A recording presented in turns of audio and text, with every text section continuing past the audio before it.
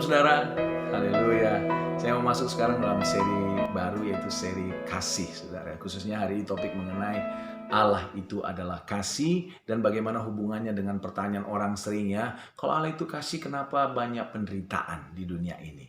Yang pertama saya mau bahas dulu mengenai Allah itu adalah kasih. Dalam 1 Yohanes 4 ayat 8 dan ayat 16 berkata bahwa Allah adalah kasih. Sering orang bertanya kontroversi hari-hari mengenai Allahnya Alkitab. Allahnya orang Kristen, yaitu Allah Tritunggal, saudara. Wah, itu suatu misteri ya. Bagaimana bahwa in an essence, esensinya Allah itu satu, yaitu God, Allah, tapi tiga pribadi. Tapi saya coba mengertinya dari sudut pandang saya sebagai manusia dengan pengetahuan, dengan otak yang terbatas gitu, saudara. Kalau Alkitab berkata bahwa Allah itu kasih, gitu ya. Di eternity past, dalam kekekalan yang dulu, sebelum manusia diciptakan, sebelum malaikat diciptakan, sebelum alam semesta diciptakan, Allah ada, sudah ada.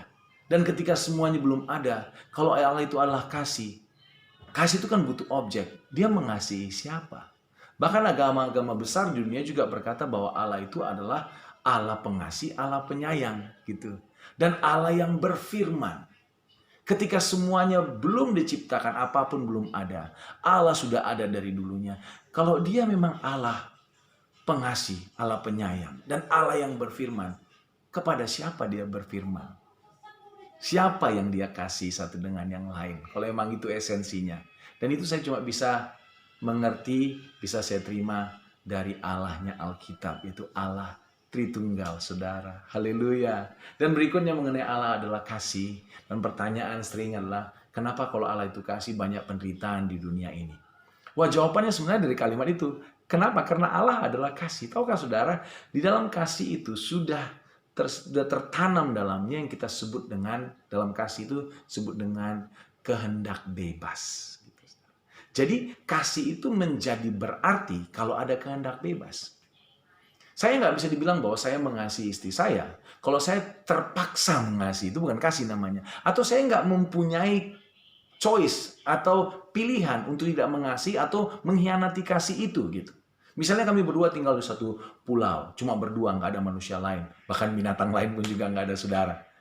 Dan saya bilang, saya mengasihimu dan nggak mungkin akan mengkhianatimu. Istri saya mungkin bertanya, bilang, ya gimana membuktikannya? Nggak bisa membuktikannya karena aku nggak punya choice, nggak punya kesempatan, nggak punya pilihan untuk mengkhianati kasih itu. Demikian juga dengan Adam dan Hawa di Taman Eden. Orang juga bertanya, kalau Tuhan nggak kasih larangan, nggak taruh pohon pengetahuan yang baik dan yang jahat di sana, mungkin Adam dan Hawa nggak jatuh dalam dosa. Mungkin kita masih tinggal nih di Taman Eden gitu, saudara ya. Tapi bukankah tadi kita katakan bahwa Allah itu adalah kasih. Jadi ketika dia menciptakan Adam dan Hawa, dia menciptakannya mereka segambar serupa dengan dia. Mereka itu adalah orang-orang yang Allah juga ingin mengasihi Allah.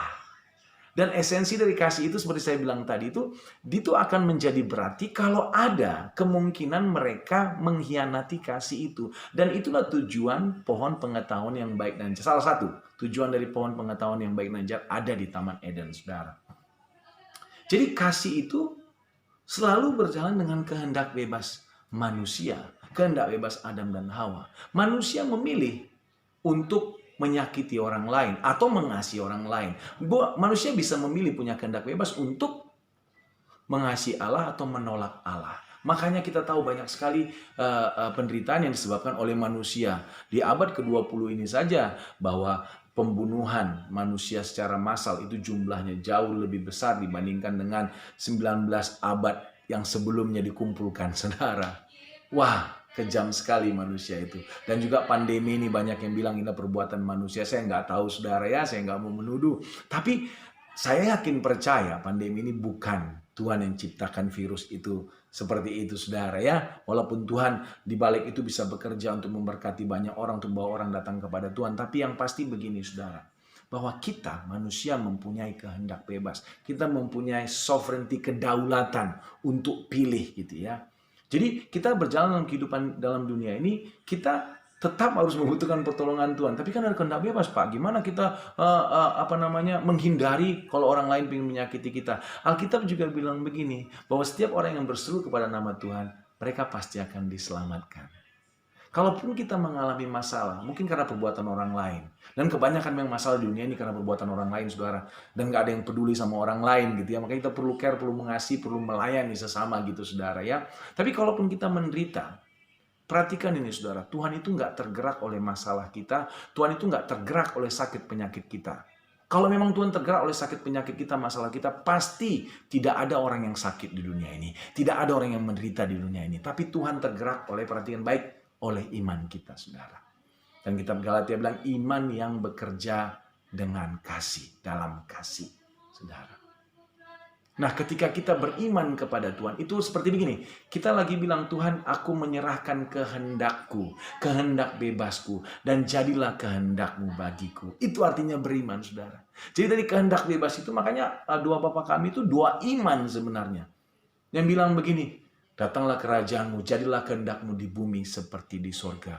Jadilah kehendakmu atas bumiku, duniaku. Gitu. Itu sebenarnya kalau kita mau doakan harus begitu, saudara. Aku punya kehendak Tuhan, tapi aku serahkan kepadamu, jadilah kehendakmu dalam hidupku, sesuai dengan yang kau inginin Tuhan. Itulah wujud iman itu. Dan iman yang memang bekerja dalam kasih. Karena kita mengasihi Tuhan. Dan mungkin karena kita mengasihi sesama, mengasihi keluarga kita, kita beriman kepada Tuhan. Haleluya, saudara. Ingat selalu, Allah itu kasih. Dia tidak pernah meninggalkan, membiarkan saudara. Karena kita beriman kepadanya. Karena kita menyerahkan kehendak kita kepada Tuhan. Dan percayalah, Tuhan akan menolong saudara. Apapun masalahmu, apapun penderitaanmu, yuk terus berharap dan memanggil nama Tuhan. Dia pasti menolong dan menyelamatkan kita. Ya mungkin gak besok, tapi pasti. Bisa minggu depan, bisa bulan depan. Tapi terus berharap, keep the faith. Dan ingat selalu Tuhan itu selalu baik bagi kita, saudara. Haleluya, haleluya. Allah itu baik, saudara. Dan kasih setianya untuk selama-lamanya. Haleluya. Amin.